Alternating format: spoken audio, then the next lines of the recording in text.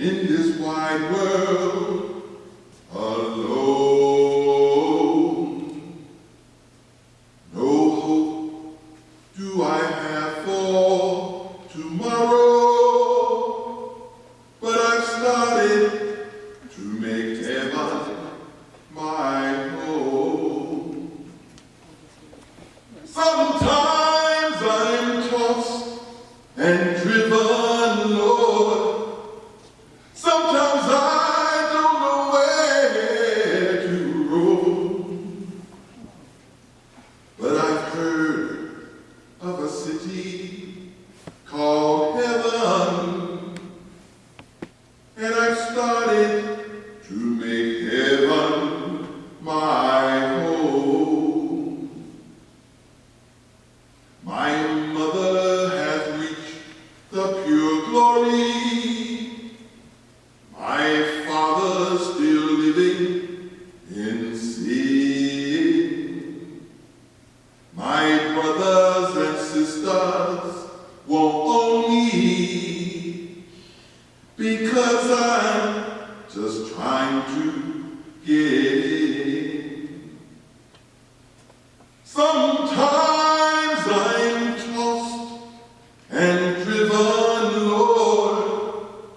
Sometimes I don't know where to roam. But I've heard of a city called heaven,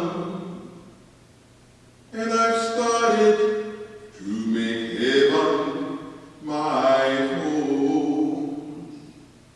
My home. My home. Good afternoon, everyone. Good afternoon. Thank you. We want to do just take a little bit of time before our speaker and just share a few spirituals with you, better known to some people as the sorrow songs. As you can imagine, these are songs that were created out of a situation. These were songs that were created by people who were in deep despair, people who were in situations where there was hopelessness. And the idea of airing a grievance to those who have enslaved you was not an option. And so we sung. And as we'll talk about really quickly, these are also songs, while these were songs that spoke of our despair, these were also songs that spoke of hope. These are also songs that would bring us together as a community. So we're going to ask Meredith to come up and share a song, Motherless Child. And as many of you know, when young Levi Coffin decided to do this Underground Railroad work, part of it was because they were speaking to people who were coming through this area, enslaved and in chains. And he thought, wow, what would happen if Father was taken away from us in chains? And so this idea of empathy. And one of the reasons why we love this song. Mary.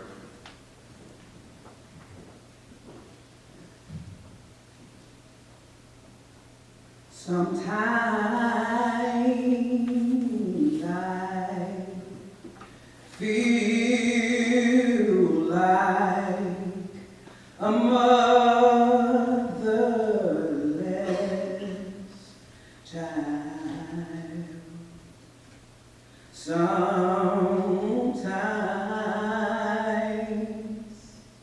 I feel like a motherless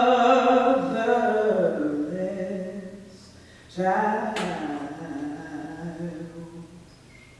Sometimes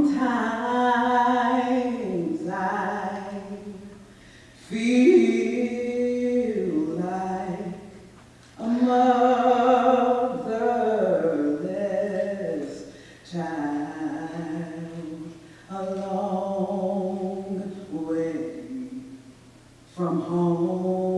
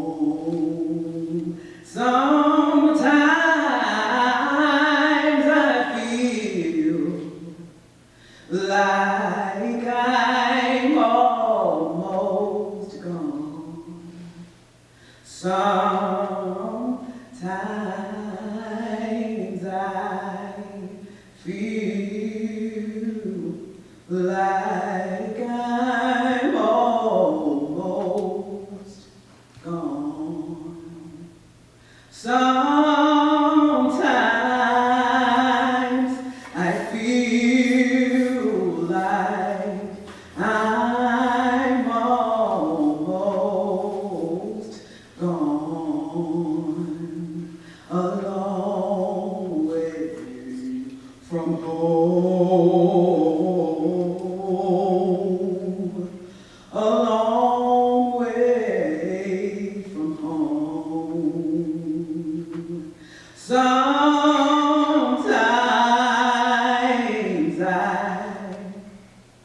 I feel like a motherless child.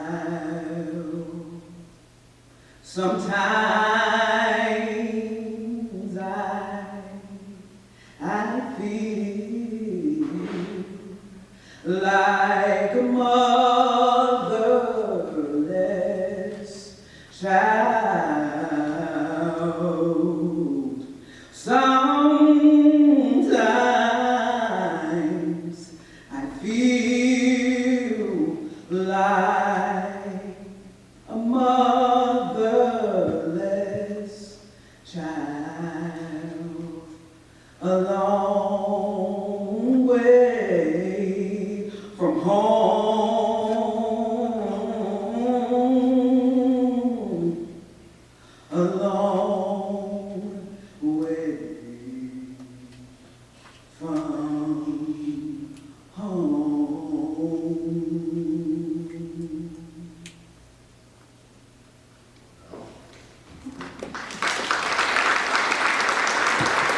So we also know that, as I mentioned earlier, that these songs were also about uplift. These songs were also about that freedom that enslaved Africans understood belonged to them as much as it did their enslavers.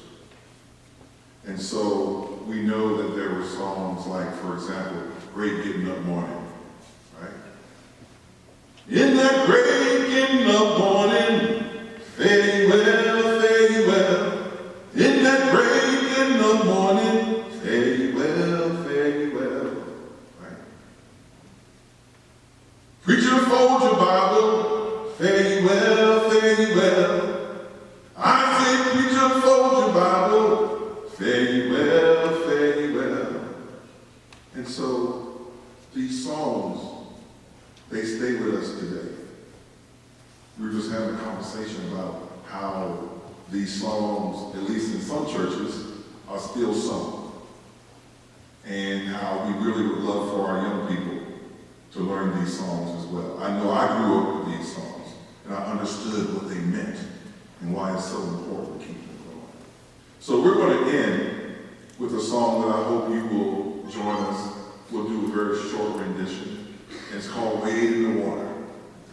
Wade in the Water is a song that has many meanings, right? Some of them are very logistical, right? This idea of wading in the water. It could mean meet me at the water. It could be wade in the water so that you can get the scent off of you so those nasty dogs don't fight you. But also wading in the water to purify yourself, to be ready for freedom. Wade in the water, right? So, wade in the water, wade in the water, children, wade in the water. God's gonna trouble the water, wade in the water, wade in the water, children, wade in the water.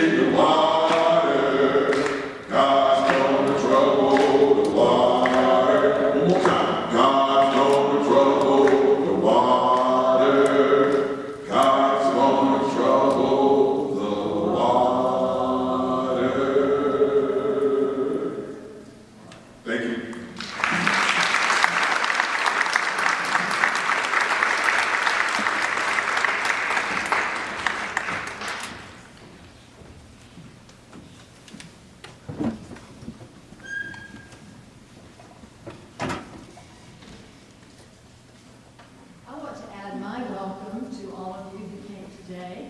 Barbara Bell, clerk of North Carolina Friends Historical Society, which is a co-sponsor of today's program, along with the Community Foundation of Greensboro. Quakers have had a significant impact on the history of the southeastern United States, from the mid-17th century to the present. Since its founding in 1940, the North Carolina Friends Historical Society has been dedicated to the discovery, preservation, and promotion of that heritage. To accomplish this, we have been active in a variety of ways.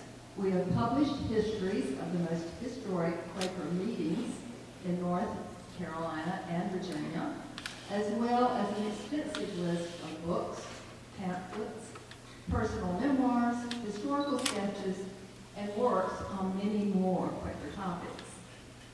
An ongoing focus of the Society has been our support of the Quaker archives here at Guilford College, where we established a fund to support special projects. We sponsor 2 fellowship awards to promote academic research and writing on topics related to Southern Quaker history.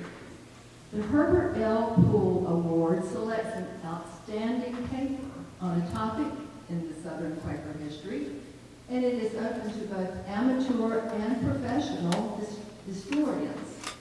The Seth and Mary Edith Henshaw Fellowship is for research on topics of Southern Quaker history, using the resources of the Quaker archives, again, here at Guilford. Our newsletter contains short articles on historical events, people, places, and architecture of local interest, as well as current news, book reviews, and society activities. I ask you to please consider joining us today while you're here. We have a membership table right out front. As a member, you would receive our newsletter and the opportunity of subscribing to the Journal of the Friends Historical Association, which is published in Haverford, Pennsylvania, plus an invitation to occasional special events, including our annual meeting. We have a special rate for students and retirees. Explore our website, ncfhs.org, which informs you of special events, a list of our publications, which are many, and a place to order those publications. To make it easier for you to have some of those publications, we have a beautiful book table set up front as well, and it's a good time for you just to pick up some of our really wonderful publications. We are so glad you joined us today.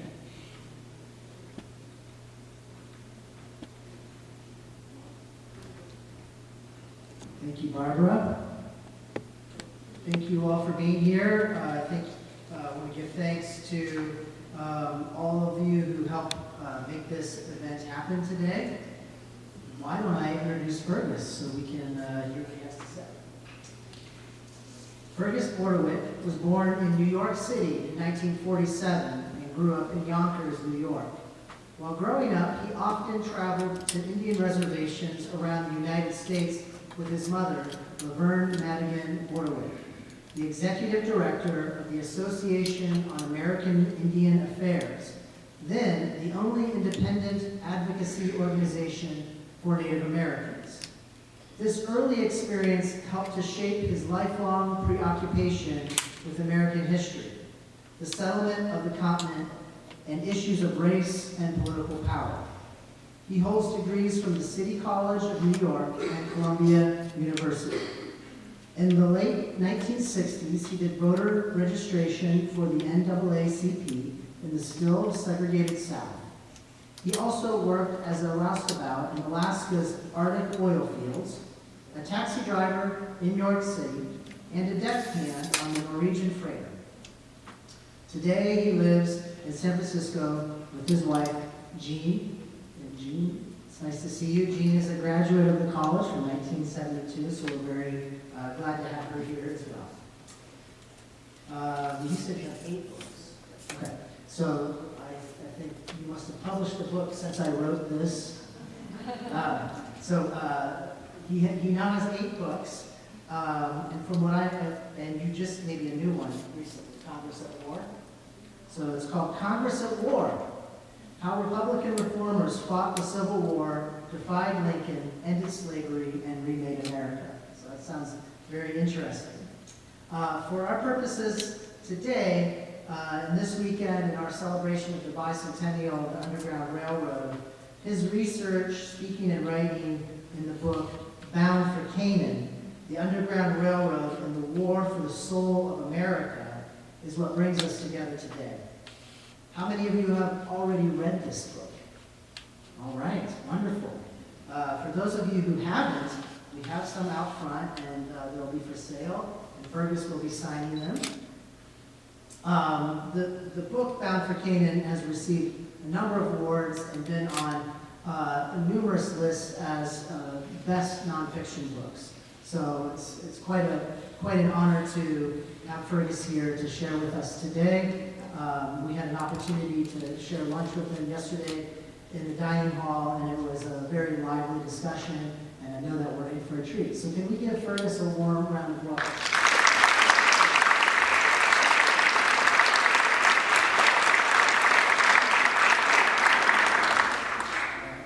Good afternoon, everybody. Thanks for being here. Let's see if...